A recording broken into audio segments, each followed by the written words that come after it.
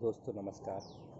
दोस्तों मैं आज आपके लिए लेके आया हूँ एमए इंग्लिश लिटरेचर में पोइट्री सब्जेक्ट का एक स्टोरी है जिसका नाम है एब्सोल्यूट एरिस्टोफेल। इस कहानी में एक राजा रहता है जिसकी खुद की कोई संतान नहीं रहती है और वो दूसरी जो नाजायज़ औलाद उसकी रहती है उसके इसमें ये कहानी आइए शुरुआत करते हैं। इसके लेखक है जो एब्सोल्यूट एरिस्टोफेल के लेखक है जॉन ड्राइटन। ठीक है, इस कहानी की अब शुरुआत करेंगे अपन। ये कहानी की शुरुआत में एक इज़राइल का राजा रहता है। इस राजा का नाम किंग डेविड रहता है। ये किंग डेविड जो बहुत ही अच्छा लड़ाकू योद्धा रहता है। इस राजा ने अनेक लड़ाइयाँ जीती है और अनेक राज्यों को अपने अंडर किया है। इस राजा के पास सब कुछ था, इसके पास किसी चीज़ की कमी थी तो केवल एक इसके खुद के पुत्र की, क्योंकि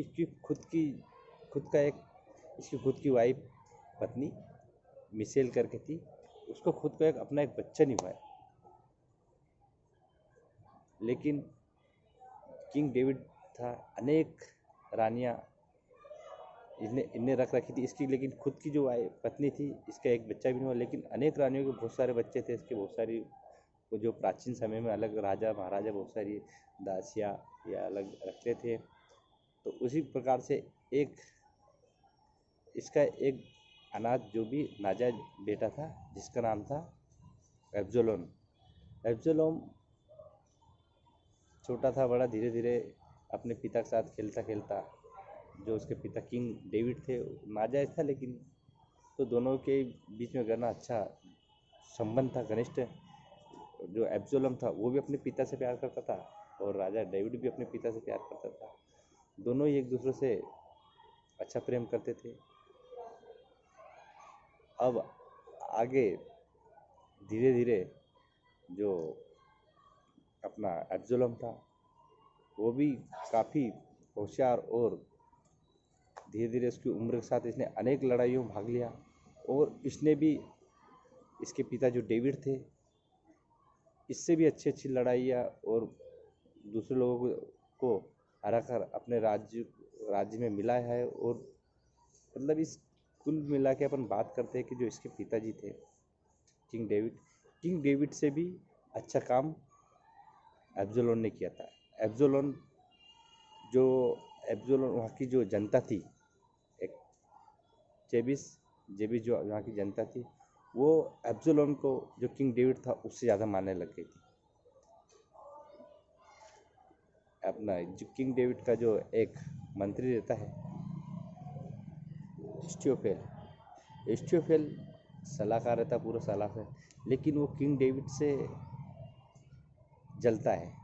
किंग डेविड की जगह दूसरे को बिठाना चाहता है, लेकिन किंग डेविड की जगह दूसरे को किसी को नहीं बिठा सकते। क्यों? क्योंकि किंग डेविड का तो कोई पुत्र नहीं होने की वजह से दूसरा कोई व्यक्ति नहीं बैठता था। जो अपना एब्सोलोम है वो नाजायज औलाद है, वो किंग रॉयल से नहीं है तो वो भी उस पर नहीं बैठ सकता है गद्दी पे। एस्टियोफेल और जो वहाँ की जेबिस जनता थी, जेबिस जनता अधिकतर किंग डेविड के पक्ष में थी, लेकिन जेबिस्टिन की संख्या जेबिस से कम थी। तो इस जनसंख्या के कारण वहाँ की जनता भी चाहती थी कि जो किंग डेविड को हटा के कोई दूसरा राजा बने, दूसरा बैठे। तो कोई नहीं बैठ सकता था क्योंकि किंग डेविड का जो एक छोटा भाई था वो उस गद्दी बैठ पाएगा, दूसरा बैठ नहीं पाएगा। अब आगे धीरे धीरे चलते गए कहानी में। एक एस्टियोफेल जो सलाहकार रहता है, सलाहकार ने अपने एब्सोलोम रहता है। एब्सोलोम को बात कही कि क्यों ना तुम तुम्हारे पिताजी की गद्दी बैठो। एब्सोलोम बोलता है क्या मंत्री जी, एस्टोफेल से बोलता है कि मंत्री जी ऐसा कैसा हो सकता है कि मैं मेरे पिताजी के गद्दी पे कैसे बैठ सकता हूँ। मैं तो मेरा पिताजी का नाजायज पुत्र हूँ। उन्होंने मुझे इतना मान सम्मान दिया है, वो भी मेरे लिए बहुत है।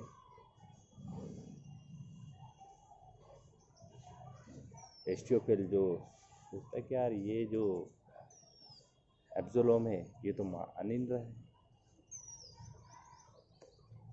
और एस्टोफेल की बात कोई दूसरी जनता नहीं मानेगी, बात मानेगी केवल किंग डेविड की और उसके नाजायज पुत्र एब्सोलोम की। दोनों ही बातें करते रहे होती होती। लेकिन जो किंग डेविड था उसके भी राज्य में बहुत सारे लोग काम करने वाले थे। वो भी उस किंग डेविड के कुछ लोग चापलूस और धोखेबाज थे उसमें राज्य। फिर एस्टोफेल ने दोबारा किंग जो एब्सोलोम था, एब्सोलोम को बताया गया है, समझाया उसको कि डेविड जो तुम्हारे पिता किंग है,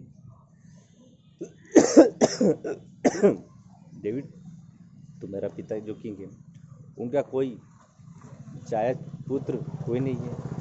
आने वाले समय पे उस गद्दी पे आपके पिता की जगह पे केवल कौन बैठेगा? उनका भाई।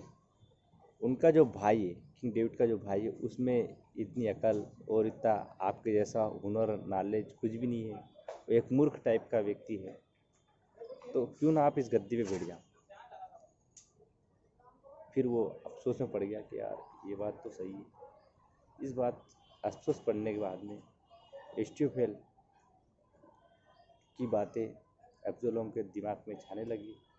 एब्सोलोम के दिमाग में छाने लगी तो एब्सोलोम